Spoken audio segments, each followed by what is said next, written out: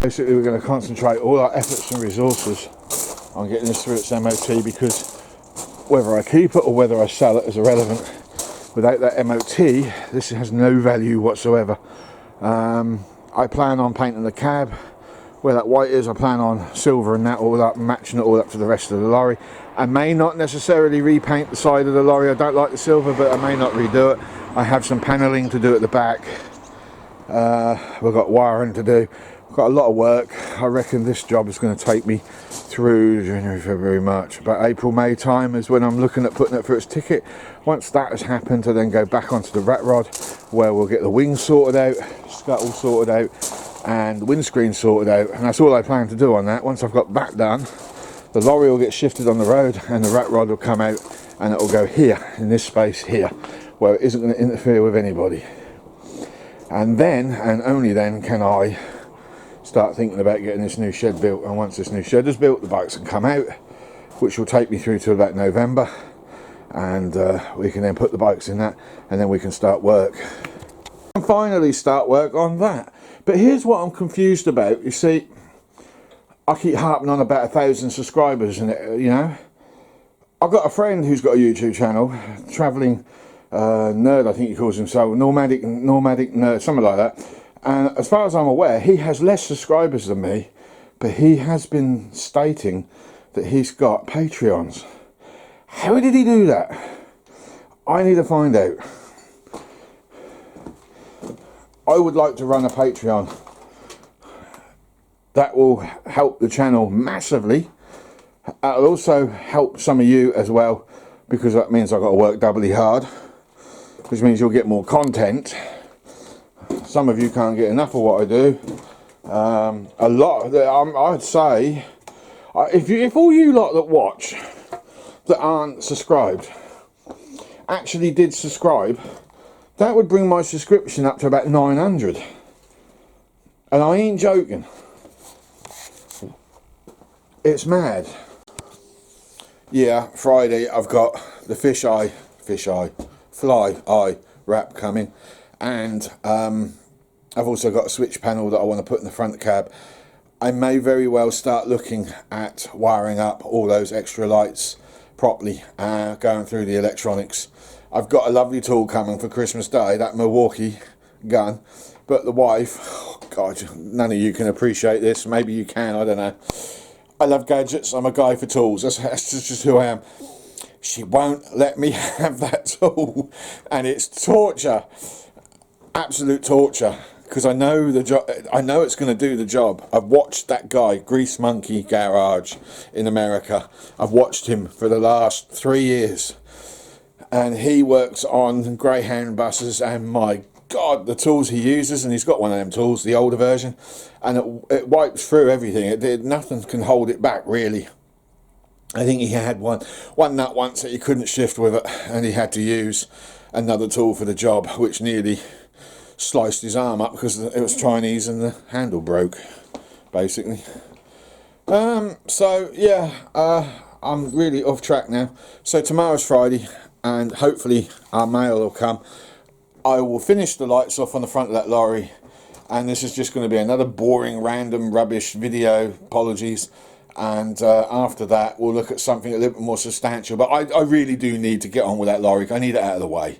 And then I can get the rat rod out the front, and then I can start building that workshop, and then I can start doing the bikes that we spoke about. So at some point in the gaps, we are going to make a bike ramp.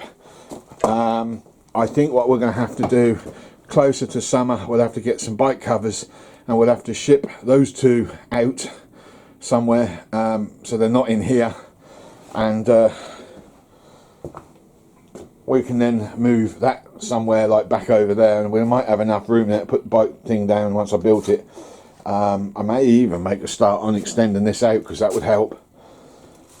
If I can get the lad behind that shed and clear that back piece out, we might be able to get the bikes down there by building the shed up at the back a bit further. The fence is down. I know the lady behind doesn't like seeing all that crap behind the shed. So if we can get that tree gone and get all the rubbish gone, maybe we'll get that done over the winter months and get some concrete laid, and then the bikes can go behind there for the time being at least, and then that'll get my room back, and I might even throw those engines behind there as well and get them out of the way. I have no intentions in putting this on the road yet, but I do need to do some servicing on it. That's coming up soon. This needs a respray. I need the correct colour paint. I haven't got it. So that's another job coming up soon. I need my bike rack for this.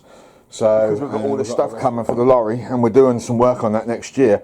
I thought, let's get ahead of some of the wiring issues that I got. And one of the wiring issues is cameras. The cameras are placed, or two of the monitors are placed in the cab, and I don't like the way they're going in. So what I've done instead is I made this wooden unit, which is nothing special. That's all it is.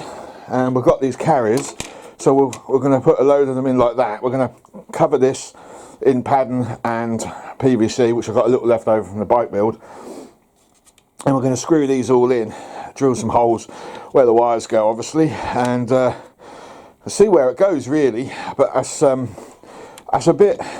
See, I wanted to make this so it could be removed, right, in case of an accident and we jump forward and seatbelts don't work as well or whatever, and we don't go and headbutt the damn thing. And I suddenly realised that when I want to tip the cab, this thing is probably going to fall off its position and hit the window and smash the window. So it's now got to be fixed in, and I'll show you where it's going, and I'll show you why I'm doing it.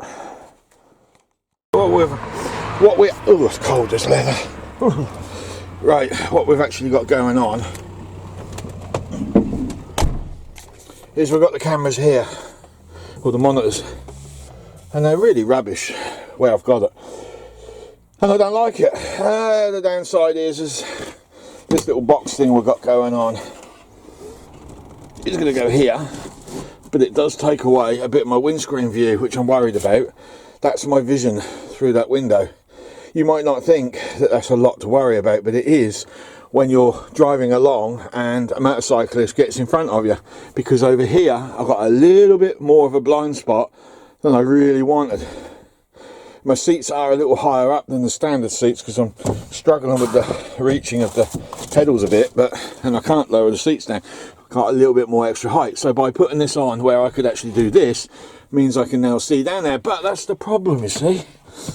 I'm worried about it hitting unless I hinge it like we just did, like so. That's the only other thing I can think of, is to whack a couple of hinges on there. But how I can put those hinges on and actually hide them, I haven't figured out yet. And I still would like to make use of this tray, and with these monitors there, the tray will be more practical now, or what's left of the tray anyway.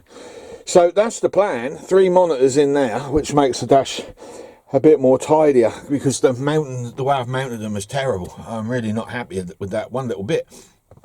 So that's what I've been doing over the last couple of days while I've been waiting for these ready deliveries. Believe it or not, they still haven't come yet. The most important one I'm waiting for at the moment is the control panel that's going to go in there. Originally was going to go in there, but I've got one for there already, and that's going to be for the cameras. The other one, which I think is going to be a little bit bigger, I'm going to fit in there instead.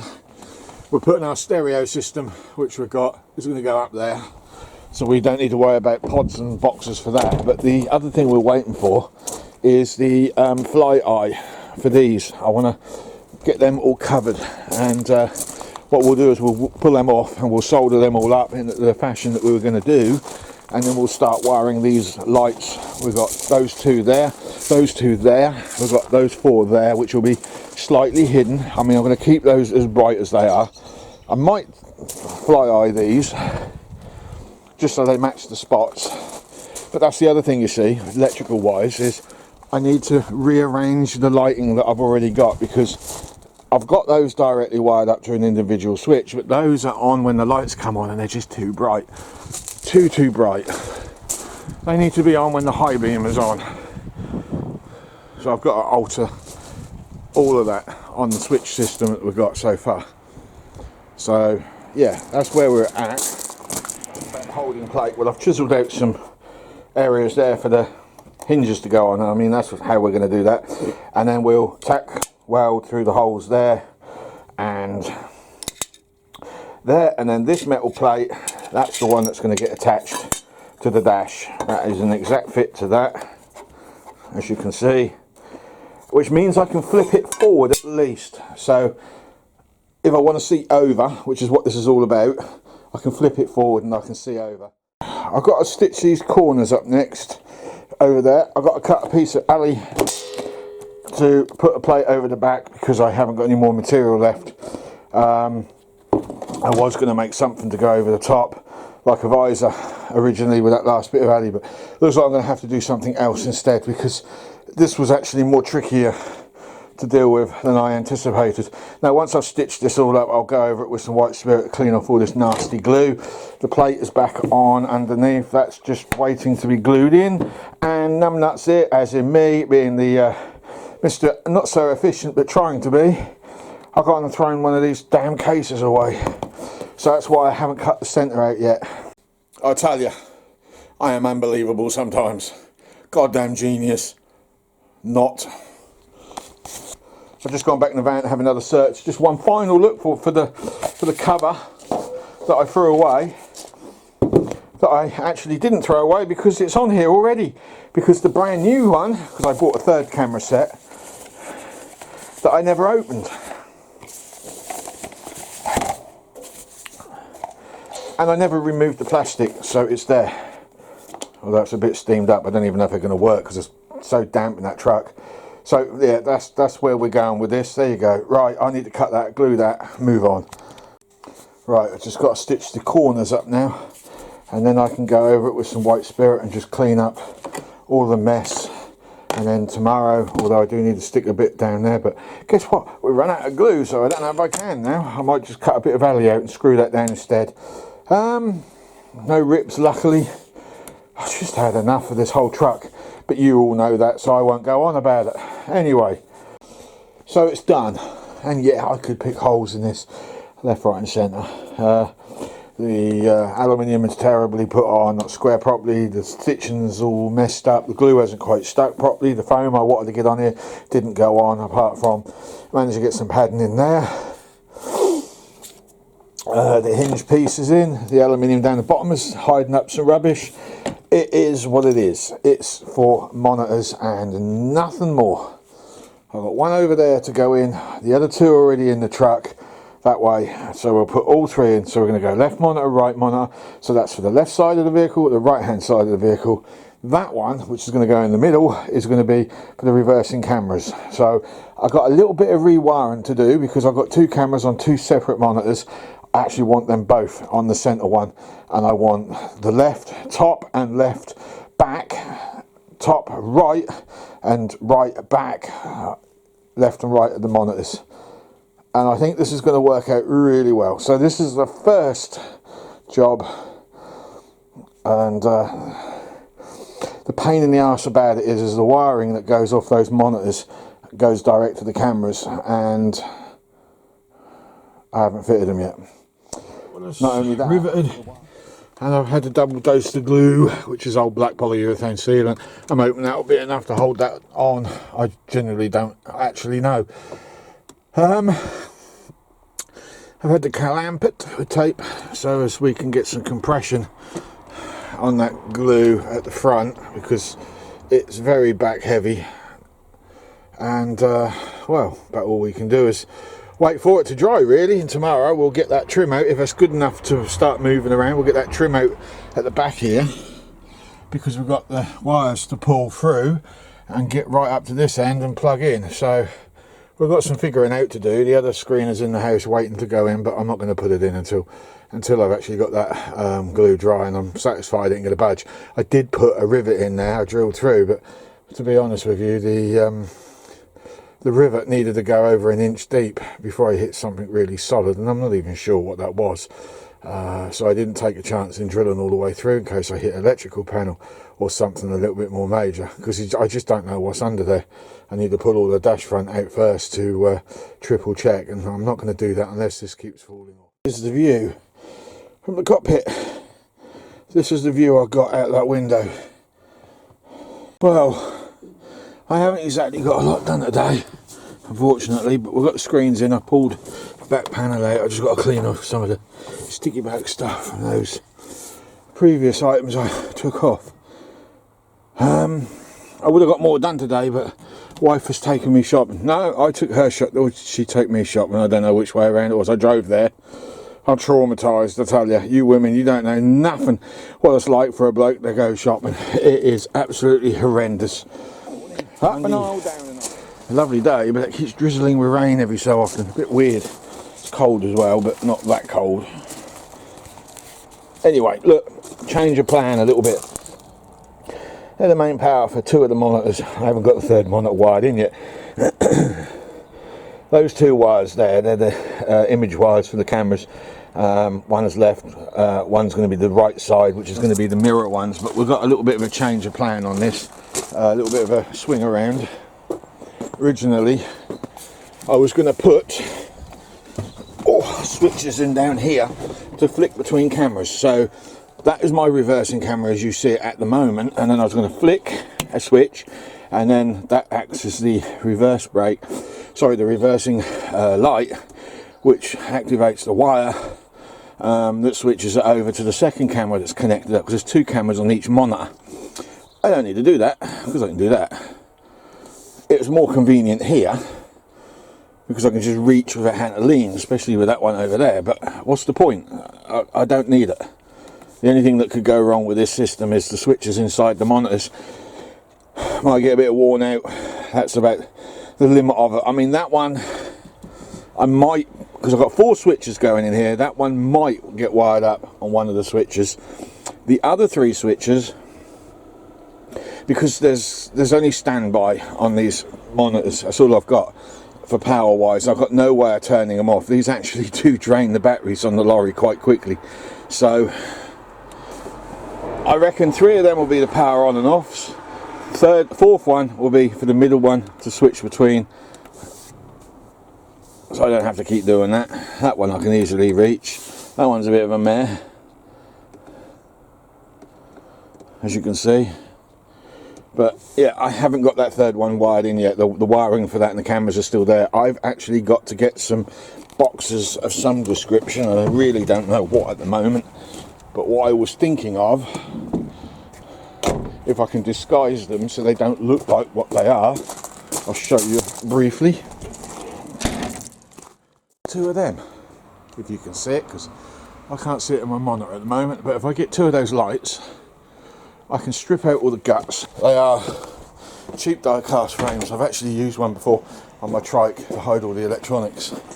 And the plan is I can then cut a small square out inside the side of the van and mount one of those cameras inside the case. I'm hoping that I can get my hands on some heating elements to stick on the glass of the light, because then I can demist it as well, which would be very useful. And then when I'm reversing out of a tight space, at least I can see what's going on left and right of the vehicle. The other 2 cameras we spoke about, the only place I can really put them, which is practical, is up on the top of that frame, or, well, yeah, that's the only place I can put them. But now I'm debating, because I want to hide them as well, whether to get some kind of mirror like this and butcher up this part and put some glass over it with some tint so it hides the camera, and wallop that up on top, which means a trip to the yard. Tuesday, just been at the tool station, found that in the shed. There's a 24 volt to 12 volt converter. The other switch panel has now finally turned up. Solid LE frame. Not so keen on the switches, but it's got a voltmeter on it as well. All very useful stuff, really. Probably what we have done today, though, what they call it, fly eye, has turned up, and I hate it. Don't like it. So I'm going to mask these up in the summer. I'll get some plastic clear primer, which you can get from the range, and I'm going to paint over the top of that little lot, and then put some black paint over it, and then peel that all off, and then lacquer, because I really am not happy with that at all. But I've also gone out of my way and wired them all up and threaded it through, so they now need to be put onto the controller. The bottom wires I've got to deal with as well, but I need some heavy duty wiring for the 12 volt 24 volt transformer unit. But the controller is under here. I glued that in last night, and all the wires for that are here, and I've marked which is top and bottom, So hopefully by the end of the week we'll have that wired in as soon as I can find some heavy duty wire. And a relay as well. I don't even know what day it is now. I've lost track. Thursday, Wednesday, I don't know. Second control panel came through the post. I've had to make some slight modifications because I needed some push buttons to activate different patterns on the strobes. There's two different strobe systems going on. I don't know if one of them are going to work properly, if I'm honest with you. Why am I doing it? Bit of fun, innit? That's all it is. Bit of fun, I think. But you never know. Might be a day when I need them. You just never know. So I've taken the centre console bucket out of the dash. I've cut it all up. No idea if this is going to work, if I'm honest with you. The heater unit is really close. And I mean really close. But I've chopped it all up. I've made brackets. It's crude. Function over form is what this is. It's ugly, but it will get sorted out again in the summer. I don't have time to mess around. I'm trying to get this thing ready for an MOT. January is when I get underneath that thing. Coldest blinking 2 months of the year, and I get underneath it, and hopefully we start sorting out all the running gear. But in the meanwhile, we need to get all the lights sorted out. This is a 24 volt switch panel, so we've got a voltage regulator, what's it display there, USBs, another port. I already have those two on the other one for the cameras.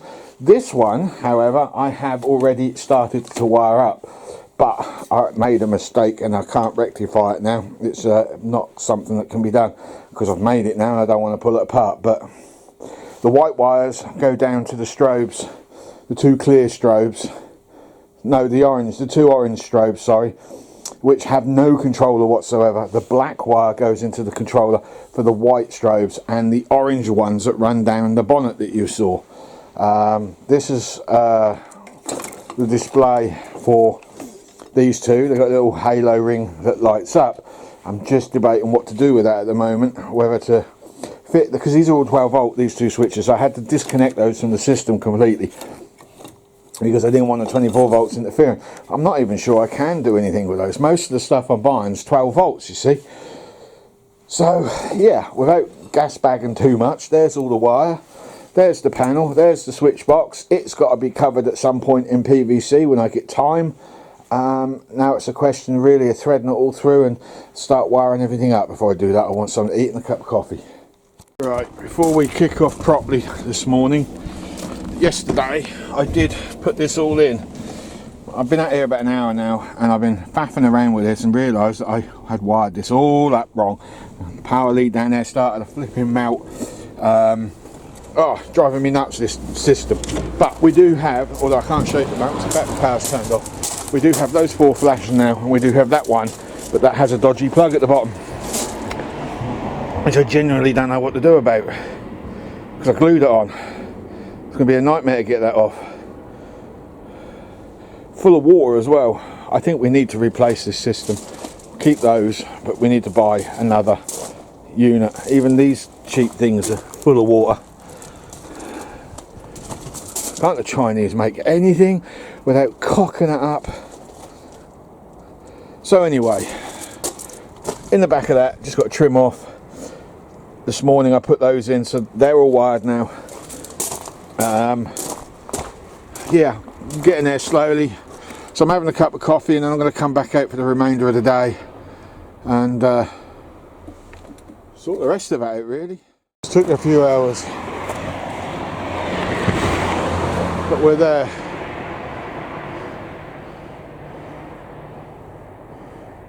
And they're doing exactly what I need. What I should have done, and I didn't do it, is I should have put the bottom ones on the top ones together. But I've got the two bottom ones. When that bottom one there comes on the same time as that one, I should have done it the other way around.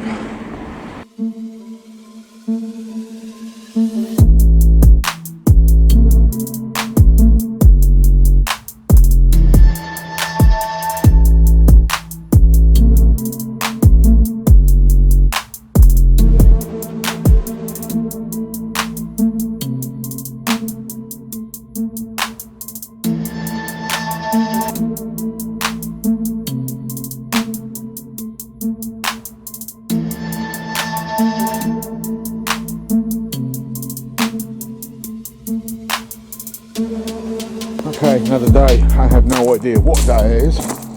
I just spent an hour wiring that last one up. I really could do with putting insulating tape around all this lot, but it is so cold that this insulating tape is like cardboard and it just will not work.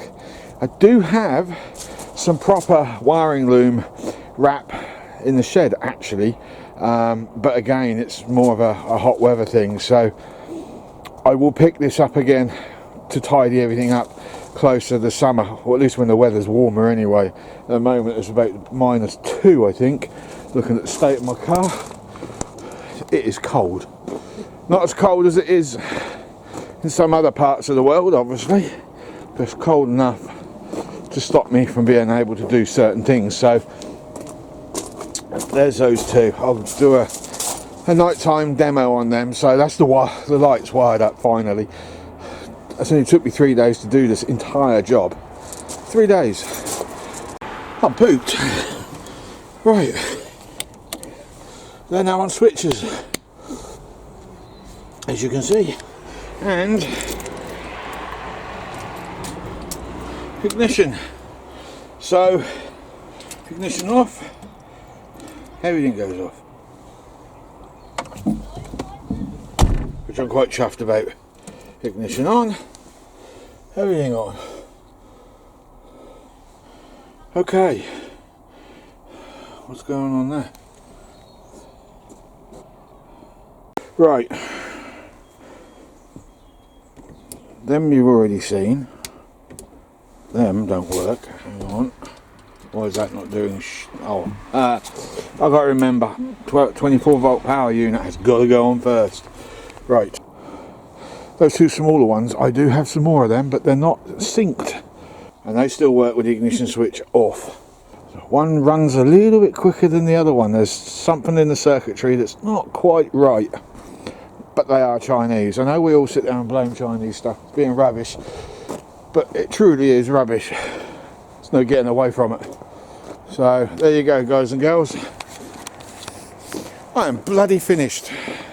This video is done. I've wired up everything that I said I was going to do at the beginning of the video, and that is the end of that really. Ooh. Now I need to pack up. Right, so next video will be more electrics. I want to try and address what I spoke about, which is on separate switches. Not sure at the moment where I'm going with this, because I've got to buy, if these are not 24 volt, then I've got to replace all of them. I've got some spares in the shed, so I'll give them a go. There is a 24 volt power unit at the back which should be working when you turn the lights on, but what I can tell you that I do need to do is I need to disconnect those big spots and run them on a separate switch or on high beam. I haven't quite made my mind up yet. It'd be nice to put them on a switch and connect them up to high beam at the same time, but they could be a problem. There's little like LED style strip in there. The actual bulbs, there's no bulbs in them. And they're really bright. That's the problem. They flood the area with light. I think they'll be too illegal for normal driving. We've got to find the LED bulbs that I bought for the top lights. Don't know where they're gone. And we've got to address those lights. And to be honest with you, the visor's still too damn wide. And what I've been thinking about doing is sticking some air horns on the side and running those in so they look like that they've been altered deliberately. So that's the plan anyway. Right, I'm out of here. I've had enough now. I'll see you next week. Thanks for viewing. I hope you enjoyed it, and I'll see you next week.